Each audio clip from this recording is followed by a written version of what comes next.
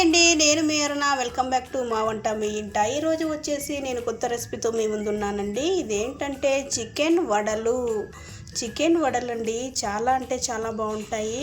వీటి టేస్ట్ కూడా బ్రహ్మాండంగా ఉంటుంది. పిల్లలు ఏదైనా చేసి పెట్టమని మారం చేసినప్పుడు ఇలా కొత్తగా చికెన్ వడలను అయితే ట్రై చేసి చూడండి. వీటి టేస్ట్ అంటే చాలా చాలా బాగుంటుంది. చూడండి, వీటిని క్రిస్పీనెస్ కానీ లోపల ఉడకడం కానీ చాలా అంటే చాలా బాగా ఉడకాయి. సిమ్లో పెట్టుకొని వీటిని చేశారంటే సూపర్గా ఉంటాయి. ఇంకెందుకు ఆలస్యం, వీడియోలోకి వెళ్ళిపోదామా? చూడండి, నేను 1 కప్పు దాకా చికెన్ అయితే తీసుకున్నాను. ఇదంతా బోన్లెస్ చికెన్ అండి. చూడండి, ఈ చికెన్ని క్లీన్గా కడిగి నేను పెట్టుకున్నాను. ఇప్పుడు దీన్ని చిన్నగా కట్ చేసుకోవాలి. చూడండి, చికెన్ అయితే చిన్నగా పీసెస్గా కట్ చేసుకున్నాను. చూసారా, చిన్నగా ఉన్నాయి. ఇప్పుడు ఇందులోకి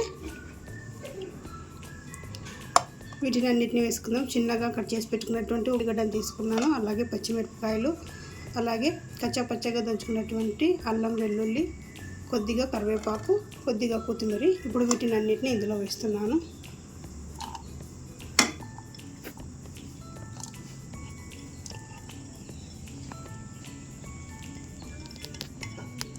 అలాగే ఇందులోకి రుచికి సరిపడా ఉప్పు,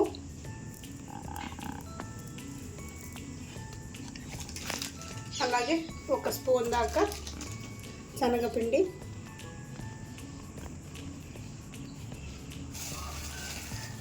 అలాగే 1 స్పూన్ దాకా కార్న్ఫ్లోర్. ఇప్పుడు వీటినన్నిటిని కలుపుకుందాము.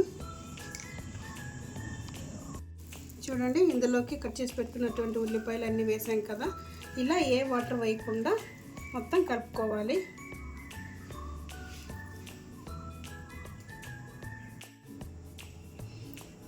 చూడండి, ఇదంతా కలిపి పెట్టుకున్నాం కదా. ఇప్పుడు దీన్ని వీడియోలో చూపిస్తున్నాను కదా, ఇలా చిన్న ముద్దను తీసుకోండి. చేతికి నీళ్ళు తెమ్మని కానీ వేసుకొని చేయండి, లేదంటే మీకు అలానే వీలైతే అలానే చేసేసేయండి.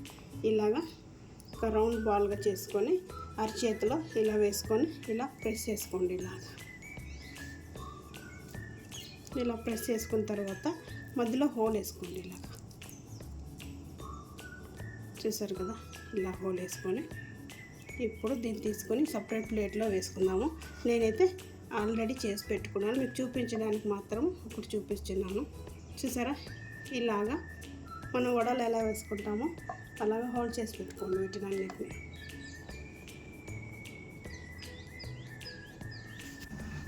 స్టవ్ అంటించి కడాయిని కానీ లేదా ఇలాంటి మందపాటి గిన్నెని కానీ పెట్టుకున్న తర్వాత ఇందులోకి ఫ్రైకి ఆయిల్ వేసుకుందాము.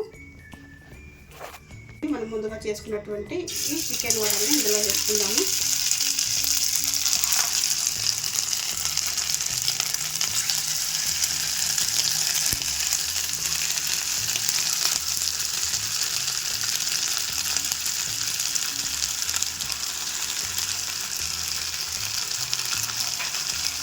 వీటిని 2 వైపులా తిరగదిప్పుకుంటూ కాల్చుకోవాలి. ఇలా వీటిని అన్నిటిని 2 వైపులా తిరగదిప్పుకుంటూ గోల్డెన్ బ్రౌన్ కలర్ వచ్చేదాకా ఫ్రై చేసుకోవాలి.